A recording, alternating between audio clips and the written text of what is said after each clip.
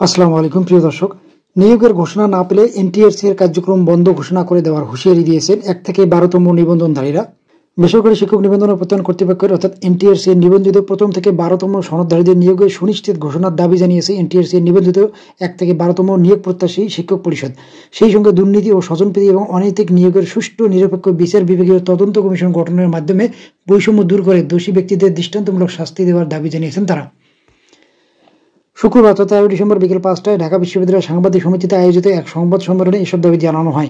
দাবি মানা না হলে আগামী 22 ডিসেম্বর থেকে অনির্দিষ্টকালের জন্য এনটিআরসি এর কার্যক্রম বন্ধ করে দেওয়ার হুঁশিয়ারি দেওয়া হয়েছে। সংবাদ সম্মেলনে লিখিত বক্তব্য পাঠ করেন এনটিআরসি এর নিবন্ধিত প্রথম থেকে 12তম নিয়োগ প্রত্যাশী শিক্ষক পরিষদের প্রধান সমন্বয়ক জি.এস. ইয়ামিন ও সংগঠনের প্রধান উপদেষ্টা আমিরা হাসান। লিখিত বক্তব্যের অভিযোগ করে বলা হয়, এই পর্যন্ত 5টি গণবিজ্ঞপ্তিতে যেভাবে নিয়োগ দেওয়া হয়েছে তার কোনো নিয়োগের সময় এনটিআরসি এর বৈধ সনদধারীদের কাছ থেকে তার স্বচ্ছতা সুনিশ্চিত করতে পারে নাই, বরং উল্টো আওয়ামী লীগ ফ্যাসিস্ট সরকারের প্রধানমন্ত্রী শেখ হাসিনা ও শিক্ষা মন্ত্রণালয়ের সাবেক দুজন মন্ত্রী ডাক্তার দীপুমণি ও ব্যারিস্টার মহিবুল হাসান নওফেলের যোগসাজশে দুর্নীতির মহোৎসব মেতে উঠেছিল।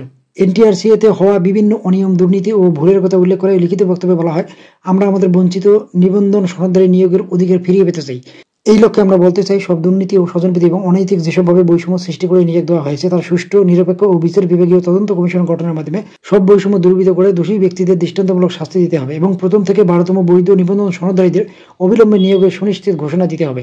আর এক মুহূর্ত বিলম্ব নয়, এখনই নিয়োগের সুনিশ্চিত ঘোষণা করতে হবে। এই সময় আরও বলা হয়, এনটিআরসি নিয়োগের সুনিশ্চিত ঘোষণা না হওয়া পর্যন্ত বোরাক টাওয়ারের সামনে স্কেটন গার্ডেন রোডে আমাদের আইনগত অধিকার ফিরিয়ে পাওয়ার জন্য সর্বাত্মক শান্তিপূর্ণ অবস্থান কর্মসূচি পালনের সিদ্ধান্ত গৃহীত। আমরা আলোচনায় বিশ্বাসী, প্রধান উপদেষ্টার বাণী রাজপথ নয়, আলোচনার মাধ্যমে বৈধ দাবি পূরণ করা হবে। ফলে আমরাও প্রধান উপদেষ্টার প্রফেসর ডক্টর মোহাম্মদ ইউনূসের সঙ্গে আলোচনার মাধ্যমে বিষয়টি সুরাহা করার উদাত্ত আহ্বান জানাচ্ছি। 1 থেকে 12তম মধ্যে যে দাবি দেওয়া দীর্ঘদিন ধরে তারা আন্দোলন করে আসছে, 22 ডিসেম্বরের মধ্যে যদি তাদের দাবি দেওয়া আদায় না হয় সেই ক্ষেত্রে হয়তো বা তারা এনটিআরসি এর কার্যক্রম বন্ধের হুঁশিয়ারি দিয়েছেন। তো এই ছিল আপডেট নিউজটি। ধন্যবাদ সবাইকে, ভালো থাকবেন।